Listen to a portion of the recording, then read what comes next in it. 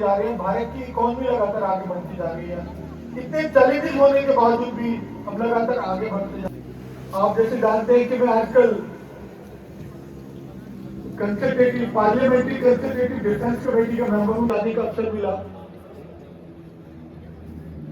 Air force में भी गए, नेवी में भी गए, कोस्ट गार्ड में भी गए और जगह भी गए, और वहां देखकर, क्योंकि उनकी लेबोरेटरीज भी थी डीआरडीओ की, वहां भी गए, तो वहां देखकर एक बहुत ही बड़ा सुकून मिला, बहुत ही हौसला हुआ कि जो भारत की रिसर्च है वो डिफेंस में भी एक अव्वल दर्जे की है। भारत की जो डिजाइन है डिफेंस में भी वो भी अव्वल दर्जे के हैं, और जो भारत की फौजें हैं, चाहे वो एयरफोर्स है, चाहे नेवी है, चाहे आर्मी है, उन सब की तैयारी भी अव्वल दर्जे की है। तो ये मुझे लगता है हम सबके लिए बहुत बहुत ही हर्ष की बात है।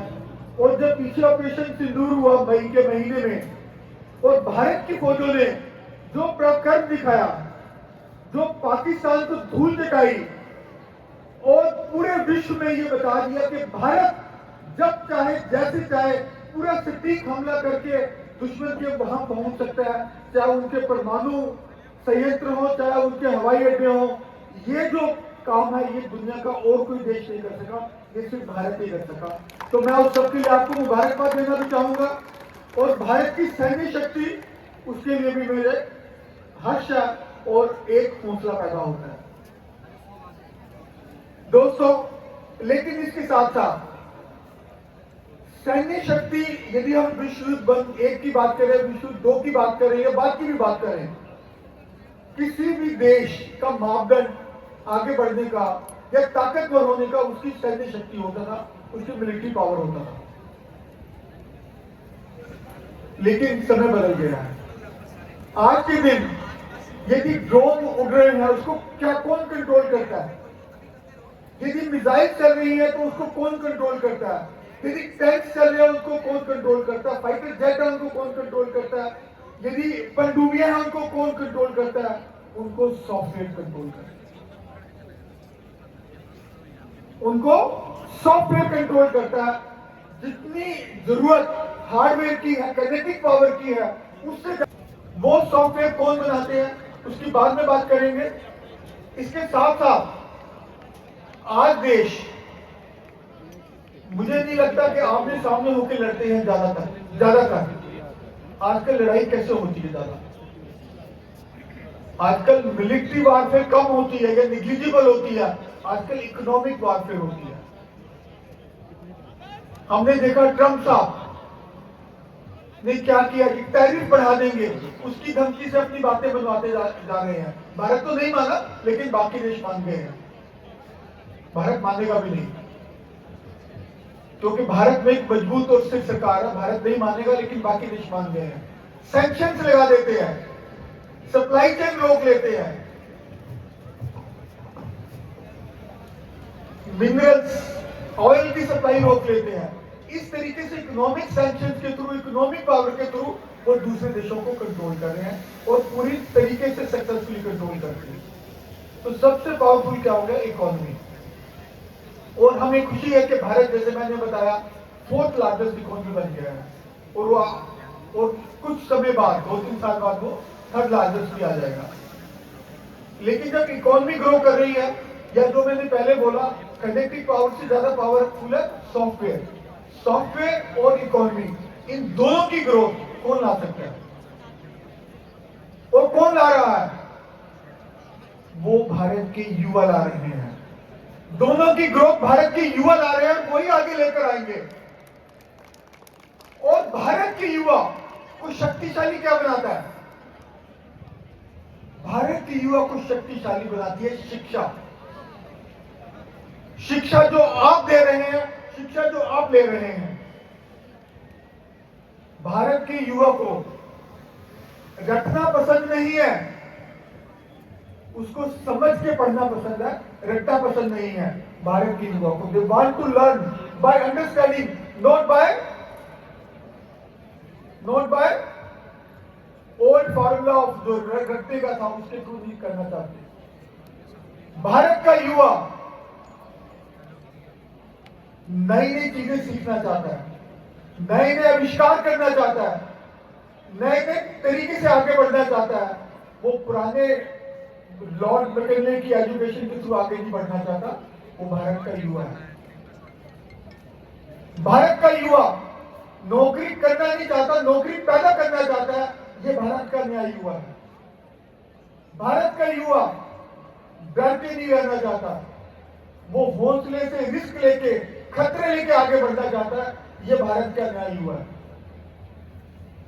भारत का युवा नए सपने देखता है जिंदगी को आगे बढ़ाने के, अपने भी और देश के लिए, ये भारत का युवा है। और उस भारत के युवा की शिक्षा कैसी हो, नए भारत के नए युवा की शिक्षा कैसी हो, वो शिक्षा वो होनी चाहिए जो एलपीयू शिक्षा क्रांति के माध्यम से देने की कोशिश कर रहा है, ये वो एलपीयू कर रहा है।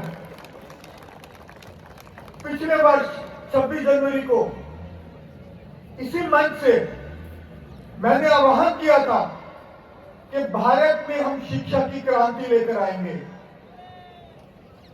भारत वो देश है जिसने अलग अलग तरीके से क्रांति की है, जब जरूरत पड़ी तो फ्रीडम मूवमेंट की क्रांति की, और आज जरूरत पड़ी हरित क्रांति की, दूध की क्रांति की, और आज जरूरत है भारत की शिक्षा की क्रांति की, क्योंकि भारत का युवा नए तरीके से आगे बढ़ना चाहता है और पुराने तरीके से पुराने घर से आगे नहीं बढ़ना चाहता।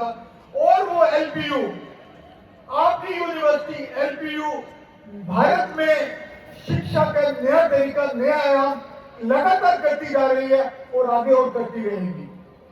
20 वर्ष पूर्व हमने ट्रांसफॉर्मिंग एजुकेशन का नारा दिया और 20 साल उसको सक्सेसफुली किया, और पिछले वर्ष हमने रेवोल्यूशन इन एजुकेशन का नारा दिया, एलपीयू के यहां से दिया गया, और उसमें हम आगे बढ़ते जा रहे हैं, तेजी से आगे बढ़ते जा रहे हैं। मुझे इस बात की खुशी है कि मेरे टीचर्स, मेरे सारे स्टाफ दिल से उसमें काम कर रहे हैं, और मेरे स्टूडेंट जो वहां बैठे हैं दिल से उसको अडॉप्ट कर रहे हैं और सहयोग करते हुए शिक्षा में नई क्रांति ला रहे हैं। नए भारत में नई क्रांति शिक्षा के माध्यम से आएगी, और वो एलपीयू से आएगी, और आपसे आएगी, और वो आप लेके आएंगे। आप देंगे देश को शिक्षा का नया मॉडल, आप देंगे दुनिया को शिक्षा का नया मॉडल, वो भारत देगा, और भारत में वो एलपीयू देगा, और एलपीयू में वो आप सब देंगे। शिक्षा का नया मॉडल क्या हो जो आप करके दिखा रहे हैं। भारत का युवा जब पढ़ता है, मेरा ये आह्वान है आप सबको कि जब आप स्टूडेंट हैं, स्टूडेंटशिप के दौरान आप जो फीस देते हैं यूनिवर्सिटी को, वो फीस आपने स्टूडेंटशिप के दौरान जहां भी आप काम कर रहे हैं, जिस डिसिप्लिन में इसको वापस करना है, जिस दिन आप वो कर लेते हैं, भारत में शिक्षा क्रांति आ गई, एलपीयू में शिक्षा क्रांति आ गई, और वही आप सबको लेकर आनी है। दोस्तों, आज क्योंकि हमारा गणतंत्र दिवस है, रिपब्लिक डे है, तो आज हम सब मिलकर ये आह्वान करेंगे कि जो शिक्षा क्रांति एलपीयू लेके आया उसको जल्द से जल्द पूरे तरीके से अडॉप्ट करेंगे, कामयाब बनाएंगे, और पूरी दुनिया को एक नया मॉडल देंगे। दोस्तों, आपको याद होगा 2019 में भारत के माननीय प्रधानमंत्री श्री नरेंद्र मोदी जी आपके कैंपस में आए थे, और वो देश को एक नया नारा देके गए थे, जय जवान जय किसान जय विज्ञान में। उन्होंने यहां पर जय अनुसंधान जोड़ा था, आपके कैंपस में जोड़ा था। किसी भी प्रधानमंत्री, भारत के जितने प्रधानमंत्री हुए हैं, अभी तक सिर्फ 2 प्रधानमंत्री पहले थे जिन्होंने देश को नारा दिया, तीसरा जो प्रधानमंत्री नारा दिया वो आपके कैंपस में किया। इससे बड़ा मान सम्मान किसी भी यूनिवर्सिटी के लिए नहीं हो सकता। आज मैं एक नई उम्मीद करने जा रहा हूं आप सबसे कि अब जब भी भारत के नए कोई भी प्रधानमंत्री, जब भी भारत के प्रधानमंत्री दोबारा यूनिवर्सिटी में आपके कैंपस में आए, तो वो देश को एक और नया नारा देके जाएंगे, और वो नारा होगा जो पहले है, जय जवान जय किसान जय विज्ञान जय अनुसंधान, और उसमें एक नया शब्द जोड़ के जाएंगे और एलपीयू में जोड़ेंगे, जो मुझे उम्मीद है, जय शिक्षा। जय शिक्षा, जो नई शिक्षा है भारत की, वो एलपीयू से आएगी, और एलपीयू से आ रही है। तो ये नया नारा मुझे उम्मीद है जब भी प्रधानमंत्री आपके कैंपस में आएंगे एक नया नारा होगा देश के लिए, जय जवान, जय किसान, जय विज्ञान, जय अनुसंधान, जय शिक्षा। ये मेरी उम्मीद है। बहुत बहुत धन्यवाद। Thank you very much.